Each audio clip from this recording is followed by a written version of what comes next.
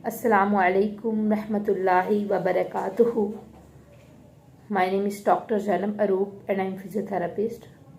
आज जो मैं आपके साथ मेरा लेक्चर है वो है सूरतुल हज की आयत नंबर 30 से लेकर आयत नंबर 33 तक। आज के लेक्चर में हम लोग हुर्मात के बारे में पढ़ेंगे कि क्या क्या हमारी मुहतरम चीज़ें हैं और किन किन चीज़ों को अल्लाह ताला ने हम पर हलाल किया है और किन चीज़ों से अल्लाह ताला ने मना फरमाया, और जिनको हलाल किया है मतलब जो कुर्बानी के जानवर हैं, क्या हम उनसे अपनी ज़रूरियात की फ़ायदा ले सकते हैं। तो स्टार्ट करते हैं। नहमदुहु व नुसल्ली अला रसूलिहिल करीम, अम्मा बअद, फ़अऊज़ु बिल्लाहि मिनश शैतानिर रजीम, बिस्मिल्लाहिर रहमानिर रहीम, रब्बि इश्रह ली सदरी व यस्सिर ली अमरी वहलुल उक़दतम मिन लिसानी यफ़क़हू क़ौली रब्बी ज़िदनी इल्मा। बिस्मिल्लाहिर्रहमानिर्रहीम। आज जो मेरा आपके साथ लेक्चर है वो है सूरतुल हज की आयत नंबर 30। सूरा हज के बारे में हम पहले भी पढ़ चुके हैं कि ये एक बहुत ही खूबसूरत सूरत है। इसमें अल्लाह पाक ने हज के दिनों से स्टार्टिंग में इस सूरत के शुरू में अल्लाह पाक ने हमें बताया है, अल्लाह सुब्हानहू व तआला ने हमें इस सूरत के स्टार्ट पे बताया कि हज के अंदर भी हम अल्लाह ताला ने हमारे लिए एक सब्र सिखाने का ज़रिया बनाया, हमें बहुत बहुत नई चीज़ें सिखाई हैं इस दौरान। तो जो आज का लेक्चर है इस और हमने पीछे ये भी पढ़ा कि जो अल्लाह ताला के अहकामात हैं कि अगर कोई नज़र मांगी जाए उसको पूरा किया जाए, खुद को साफ़ सुथरा रखा जाए, तवाफ़ किया जाए। सबसे पहले इस लेक्चर का आगाज़ होता है कि ये है हुक्म जो कोई ताज़ीम करे कि अल्लाह की हुर्मत का एहतराम किया जाए, और अगर वो हुर्मत का एहतराम मतलब करेगा तो वो इसके लिए बेहतर होगा।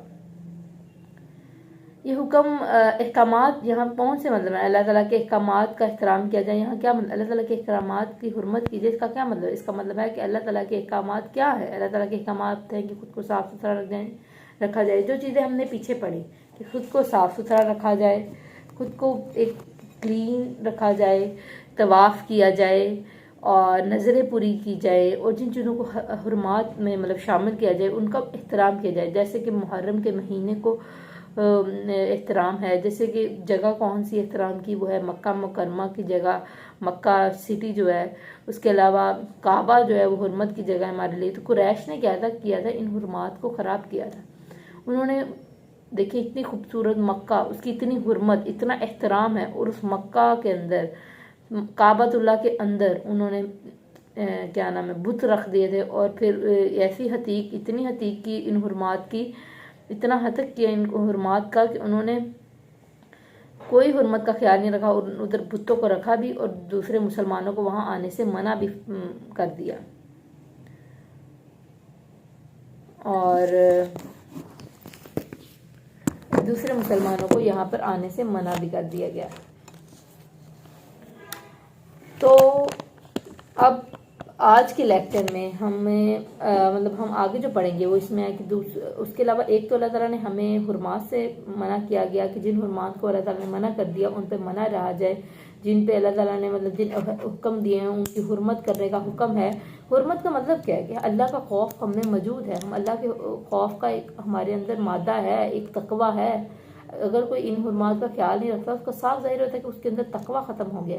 उसके अलावा दूसरी बात है कि अल्लाह ताला ने तुम्हारे लिए हलाल किए छुपाए, और वो और नहीं हलाल वो जो जिन पे मतलब जो मतलब पढ़े जाते हैं तुम पर। मतलब क्या है कि जो गैर अल्लाह के, अगर किसी सहाबा के नाम पे भी अगर तुम लोग करोगे, अल्लाह के नाम के अलावा कुर्बान करोगे तो वो गैर अल्लाह, वो हलाल नहीं होंगे, वो हराम ही होंगे। तो छुपाई अल्लाह ताला ने हलाल किए हैं। और फिर लेकिन इन्होंने क्या है कि अल्लाह ताला ने फिर यहाँ पे एक और हुक्म भी दिया है कि यहाँ पे गंदगी से बचो, गंदगी बुतों की, मतलब बुतों की गंदगी से बचो। इससे क्या मुराद है? इससे मुराद है, ये छोटी सी आयत है लेकिन इसमें अल्लाह ताला ने बहुत ज़्यादा अहकाम दिए हैं। पहले अल्लाह ताला के अहकाम की हुर्मत करने का हुक्म मिला, फिर हमें मिला कि हलाल चीज़ों का हुक्म मिला। अब पता लग रहा है कि बुतों की गंदगी से बचो। अब यहाँ अल्लाह ताला क्या कहते हैं कि बुत, ये जो बुत थे या ये जो काफर थे, ये क्या करते थे? बहीरा साहबा वसीला, ये हम पहले पढ़ चुके हैं। बहीरा साहबा वसीला ये बना रहे थे। ये क्या चीज़ें? बहीरा साहबा वसीला, ये ऐसी मतलब चीज़ें हैं। मतलब ये क्या करते थे कि जानवरों को छोड़ दिया जाता था। ऊँटनी को 10 बच्चे हो गए, अब इसको छोड़ देना है, कोई इसको कुछ कहेगा नहीं, जहाँ मर्जी से खाए पिए, जिस मर्जी के खेत से खाए। फिर बकरी का कान काट के छोड़ देते थे कि जहाँ मर्जी से खाए पिए, जिधर से दिल करते खाए, इसको कोई ना मतलब ज़िबा नहीं कर सकता और इसको इस्तेमाल भी नहीं कर सकता। ये चीज़ें अल्लाह ताला कहते हैं हुर्मत में शामिल ही नहीं है, ये दीन में बिद्दत है और ये रॉन्ग है। तो कुरैश को भी हुर्मत में शामिल करते हैं इन चीज़ों को। तो ये चीज़ें कुरैश इन चीज़ों को गलत साबित अगर हुर्मत में अगर करेंगी तो गलत है ये चीज़ें। उसके अलावा एहराम मतलब हालत एहराम में शिकार मना है। तो लोग अक्सर मिसगाइड कर लेते हैं कि क्या एहराम में जब शिकार मना है तो क्या हम कोई ज़िबा की चीज़ नहीं खा सकते? नहीं, ज़िबा करके चीज़ खाई जा सकती है। उसके अलावा अल्लाह ताला फरमाते हैं यहाँ पे जो अगला और इस आयत का आखिरी हुक्म है वो अल्लाह ताला ने फरमाया कि झूठी बात से बचो। अब झूठी बात से मतलब झूठी बात से यहाँ मतलब झूठी गवाही भी हो सकती है। झूठी बात से बचो, झूठी बात से क्या मतलब मुराद है? झूठी बात से मुराद है कि अल्लाह ताला की मतलब जो रसूमात की तरफ यहाँ पे इशारा हो सकता है कि बहीरा साहबा वसीला इन चीज़ों को हुर्मत में ना शामिल कर लो, ये चीज़ें नहीं है। कुरान में कि तुम्हारी ज़ुबानें झूठे अहकामात लगाती हैं कि ये हलाल है ये हराम है, तो इस तरह के हुक्म लगाकर अल्लाह पर झूठ मत बांधा करो। और झूठी कसम भी यहाँ मायने हो सकता है, झूठी गवाही मायने हो सकता है। आप सल्लल्लाहु अलैहि वसल्लम ने फरमाया कि झूठी गवाही शिर्क बिल्लाह के बराबर है और शिर्क और झूठ दोनों से मना किया। और हजरत क्या नाम है इमाम मोहम्मद का फतवा है कि जो शख्स अदालत में झूठा साबित हो और उसको कैद की सज़ा दी जाए तो इसको मशहूर कर दिया जाए कि ये झूठा है और इसको लंबी सज़ा दी जाए। ये हज़रत उमर रज़ियल्लाहु तआला का कौलो फेल भी है। और मखूल की रिवायत है, हज़रत उमर रज़ियल्लाहु फरमाते थे कि जो शख्स झूठी गवाही दे उसकी पीठ पर कोड़े मारे जाएं, उसका सर मोन दिया जाए और उसका मुंह काला कर दिया जाए और उसको लंबी सज़ा दी जाए। हज़रत अब्दुल्ला बिन आमर रज़ियल्लाहु तआला अन्हु अपने वालिद से रवायत करते हैं कि हज़रत उमर रज़ियल्लाहु तआला अन्हु ने एक दफ़ा एक शख्स गवाही झूठी दी तो हज़रत उमर रज़ियल्लाहु अन्हु ने उसे बरसरेआम खड़ा किया और सबको कहा कि फ़लाँ बिन फ़लाँ झूठा है, इसको पहचान लो, और फिर उसको कैद की सज़ा दी और या फिर कैद कर दिया गया। आयत नंबर 31 पे आगे चलते हैं। आयत नंबर 31 में क्या है? मशहूर मसाल है इसमें दी गई कि शिर्क से बचो, शिर्क मत करो, या शिर्क से ममानियत है, शिर्क मत करो। अगर शिर्क करोगे तो फिर क्या होगा तुम्हारे साथ? आसमान तुमसे बाहर मतलब जो आसमान है वो तुम्हारा हाल इस एक मिसाल दी गई कि तुम्हारा हाल इस तरह हुआ कि आसमान से एक बंदा गिरा और उसको परिंदे यहाँ उचक लिए। अगर परिंदों ने नहीं उचका तो हवा उसको कहीं दूर ले जाए। अब यहाँ आसमान, परिंदे और हवा से क्या मुराद है? आसमान से मुराद फितरत है कि अल्लाह ताला की फितरत। अल्लाह ताला ने इंसान को पैदा होने से पहले वादा किया था कि तुम्हारा अल्लाह कौन है, तुम्हारा रब कौन है, और इंसान ने वादा किया था कि मेरा रब अल्लाह है, मेरा रब अल्लाह है और मैं वही मेरा रब है, उसी ने मुझे तख्लीक किया। और एक तो उस वादे के खिलाफ है कि अगर ये फितरत के खिलाफ जाता है और किसी और मज़हब की तरफ जाता है, और फिर इसने अंबिया आए हमें इस तरफ लेकर आने के लिए, लेकिन बहुत लोग अभी भी काफिर बैठे हुए हैं। अल्लाह ताला इनको हिदायत दे।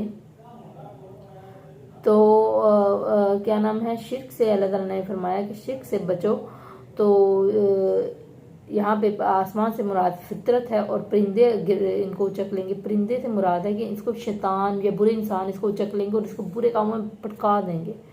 और दूसरी मिसाल यहाँ हवा ले जाएगी, इसमें इसकी अपनी ख्वाहिशात और जज्बात इसको ऐसी गंद और गलाजत में ले देंगे कि ये उड़ता ही जाएगा। और इतनी गहरी होगी इसका गिरना है कि इतनी गहरी कि जो शख्स इसमें गिरे या टुकड़े टुकड़े हो जाए। अब यह गहरे गड़े से क्या मतलब है कि मोरालिटी, उसका इखलाक, उसके फिक्र, उसको टेंशन ही नहीं, मतलब ज़मीर ही ख़त्म हो गया। इसके अलावा आयत नंबर 32 में है कि शायर अल्लाह का हुक्म दिया कि शायर अल्लाह का एहतराम करो। उसका मतलब है कि अल्लाह का खौफ होगा तो तुम शायर अल्लाह क्या है? अजान, अल्लाह ताला जो चीज़ अल्लाह की तरफ इशारा करती है, अजान है, कुर्बानी के जानवर है, उनको एहतराम करो। और जो इनका एहतराम करता है, मैं पहले बता चुकी कि अल्लाह का खौफ को जाहिर करता है, ये अल्लाह से मोहब्बत को जाहिर करता है। तो ये नहीं करेगा तो उसका मतलब है कि वो बंदा अल्लाह के खौफ से खाली है, तकवा नहीं है उसके अंदर। और आयत नंबर 33 में अल्लाह ताला फरमाते हैं कि अल्लाह ताला ने इसमें क्या हुक्म दिया है कि क्या हम इन जानवरों से फ़ायदा उठा सकते हैं जो कुर्बानी के होते हैं। तो कुर्बानी के जानवर के बारे में बताया जा सकता है कि कुर्बानी के जानवर जो होते हैं ये इस्तेमाल किए जा सकते हैं, इनको इस्तेमाल किया जा सकता है, मगर ऊँट की उनके वक्त मुकर्रर थे पहले। यहाँ पे रवायत में है कि एक शख्स ऊँट की मुहार थामने जा रहा था और सख्त तकलीफ में था, तो आप सल्लल्लाहु अलैहि वसल्लम ने फरमाया कि इस पर सवार हो जाओ। तो उसने कहा कि ये हदी का ऊँट है, यानी कुर्बानी का ऊँट है। फिर आप सल्लल्लाहु अलैहि वसल्लम ने फरमाया कि सवार हो जाओ, इसमें कोई हर्ज नहीं है।